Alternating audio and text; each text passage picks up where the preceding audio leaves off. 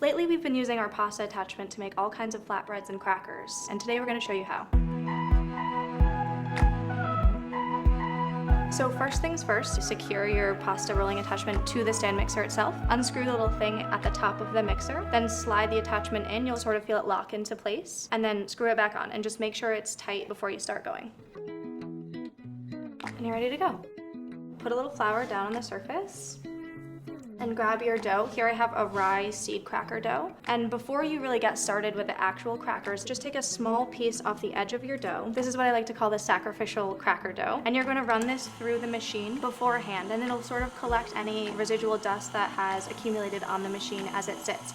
So then you take your dough, and depending on what size it is, cut it into quarters or half. And I like to flatten them out with the heel of my hand a little bit to make it sort of into an approximate rectangle. The great thing about this attachment is that you can choose what thickness you'd like. We're gonna start on 1, which is the thickest. I like a sturdy cracker, so I keep it there, but if you like something thinner, go ahead and move it to 2 or even 3. And just start feeding your dough through. You can basically do the entire thing in your KitchenAid. You can mix the cracker dough in the bowl of the mixer, and then you can just move everything right to the attachment and roll out your crackers.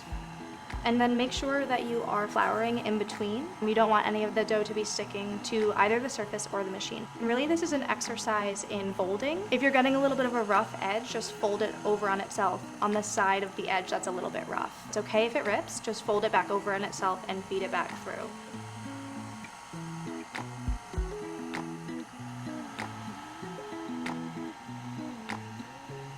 Once you have your cracker dough to the thickness that you'd like it, just lay it out in front of you. Make sure your surface is well floured. And then you're gonna trim the edges with a sharp knife to go down each side of the dough.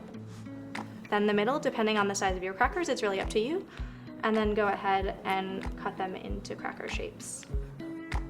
So once they're all sliced, just move them over to the baking sheet lined with parchment. So just to make sure that you don't waste any of your precious cracker dough, take all of your scraps, run them back through, and you can basically keep making crackers until you have nothing left.